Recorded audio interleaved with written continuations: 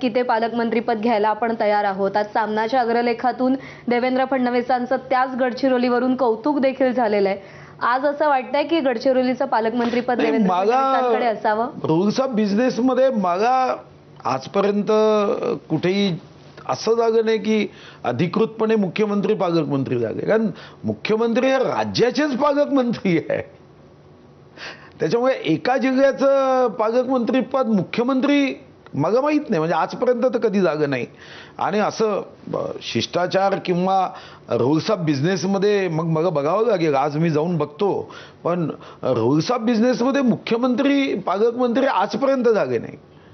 आणि मुख्यमंत्री तर राज्याचे पालकमंत्री आहे, असं एका जिल्ह्याचं कसं होता येईल? बीडचं पालकमंत्रीपद कोणाला मिळावं असं तुम्हाला, म्हणजे तुम्ही ज्येष्ठ नेते आहात महाराष्ट्रातले. कोणाला मिळावं यापेक्षा, पण आत्ताची परिस्थिती पाहता बीडची, कोणाला मिळावं यापेक्षा कोणी घ्यावं यापेक्षा जो कोणी जाईल त्यांनी आपलं कर्तव्य मात्र प्रामाणिकपणे आणि मंत्रीपदाची शपथ घेताना जी शपथ घेतो की नाही ती रोज वाचायची, म्हणजे लक्षात येईल. त्या शपथ आपण एक घेतो आणि मग वागायचं दुसरं असं केलं नाही तरी सर्वात उत्तम होईल. आपण शपथच घेतो ना की माझा कोणाशीही राग असणार नाही, माझं कोणावरही प्रेम असणार नाही, मी कायद्याच्या राज्य प्रस्थापित करण्यासाठी काम करेन.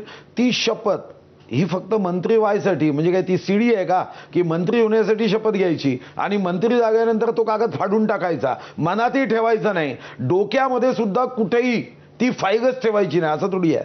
पण जो कोणी होईल त्यांनी फक्त ती शपथ रोज वाचायची, संपला विषय. नाही, पण इतके आरोप होत असताना तुम्हाला काय वाटतं की आता धनंजय मुंडेंवर इतके आरोप होतात, मी पुन्हा एकदा सांगतो, सगळ्यांकडनं राजीनाम्याची मागणी होते किंवा मंत्रिपदावर त्यांनी राहू नये अशा पद्धतीच्या मागण्या होत असताना एक राजकारणी म्हणून काय असलं पाहिजे पुढचं पाऊल? एक राजकारणी म्हणून याच्यावर प्रतिक्रिया देऊ नये हेच राजकारणी म्हणून योग्य आहे. याच्यावर मी का प्रतिक्रिया द्यावी? अरे आता मी जर कॉमर्सचा विद्यार्थी आहे तर फिजिक्सचं पुस्तक वाचायचा प्रयत्न का करायचा? ते करतील ना ज्यांना करायचं आहे, जे माझ्या हातात नाही. आणि मी म्हणतो की कोणी पालकमंत्री होणार आहे का, इथं मीच मंत्री झालो नाही तर दुसऱ्याचं नाव मी का सजेस्ट करायचं?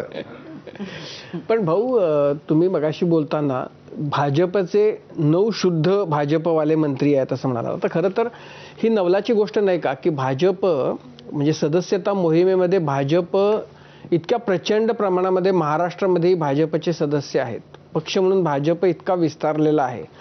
तर मग जेव्हा सरकार बनवण्याची वेळ येते तेव्हा फक्त 9 शुद्ध जणांना कशी काय भाजप शपथ देतं? नाही, मी तुम्हाला पुन्हा सांगितलं, हा एकानी माझा प्रश्न आहे तुम्हाला. नाही, पण मी त्या प्रश्नाचं उत्तर दिलंच ना.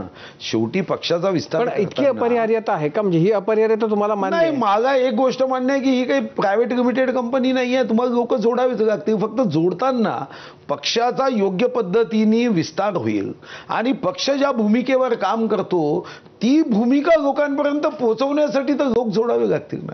अन्यथा म्हणजे 9 शुद्धांमध्ये 10वा शुद्धच खपून शकला असं भेटायला आलेल्या कार्यकर्त्याचं मत होतं. पण मी त्याला समर्पक उत्तर दिलं, त्याचं समाधान केलं. त्याचं मत होतं की 9 शुद्ध असताना तो यादी घेऊन आला, मग 10वा का सपादत नाही? 42 मध्ये 10वा का सपादला नाही? तुम्हाला का घेतलं नाही आणि ते कसं योग्य आहे तुम्ही त्याला समजावून सांगितलं का? मला का घेतलं नाही हे समजवलं नाही, पण बाकीच्यांना का घेतलं हे समजून सांगितलं. कारण मी मला का घेतलं नाही हे समजवण्याचा प्रयत्न केला तर हा तर मी माझ्यावरही अन्याय करेन. मी त्याला हे सांगितलं की बाकीच्यांना घेण्याची कारणं ही पक्षाच्या विस्ताराची आहे. शेवटी आम्ही त्रिपुरामध्ये 1.5%वरून 38%वर काही सहज पोहोचलं नाही. याच्या मागे काही लोक तर घ्यावेच लागतात. फक्त पक्षाचा जो मूळ गाभा आहे ते कायम राहिलं पाहिजे. अनेकदा त्याला ती कथाही सांगितली. एकदा राजाची प्रिय राणी होती, तिचं निधन झालं आणि राजाने आपल्या प्रधानजीला सांगितलं की हिचं एक सुंदर असं स्मारक बनव, एकदम मार्बलचं सुंदर बनव. आता जिथं त्या राणीला दफन केलं तिथे एक सुंदर स्मारक तयार झालं. 2 वर्षांनी राजा तर विसरूनही गेला. मग प्रधानजी त्याला घेऊन गेले त्या स्मारकाकडे आणि पूर्ण स्मारक अप्रतिम पाहिलं. तिथे एक कबर होती, त्याच्यावर थोडेसे जरा फाटलेले कपडे दिसले. थोड़ा इतना सुंदर स्मारक बन गया है, ये कबर क्यों रखा भैया, इसको निकाल दो ना. असं त्या विचाराची अवस्था होऊ नये की ज्या विचारासाठी आम्ही हे सुंदर सरकार सत्तेचं स्मारक बनवतो आहे आणि नंतर हे कबर हटवतो, एवढंच होऊ नये, एवढी काळजी घ्यावी लागते. नाही, प्रश्न फक्त शुद्ध 9 जणांचा नाहीये, मंत्रिमंडळ 42 जणांचा आहे. त्यामुळं उरलेले म्हणजे 42 वजा 9 एवढे जण शुद्ध अशुद्ध भाजपचा संबंध नाहीये. तेव्हा शुद्ध भाजपच्या कार्यकर्त्याला त्याच्याकडे बघून काय वाटतं हा परत प्रश्न आहे. नाही, जे वाटतं ते धीरे धीरे प्रदेशाच्या अधिवेशनामध्ये या भावना या त्यांच्या मनात ज्या आहेत त्याची उत्तर देऊन बदलवाव्या लागतील ना. अन्यथा काय होईल की त्या कार्यकर्त्याच्या मनात असा भाव येणं, यामध्ये आम्हाला निश्चितपणे त्याचा हा भाव बदलवण्याचा प्रयत्न करणं गरजेचं आहे. उद्या हा भाव निर्माण होऊ नये.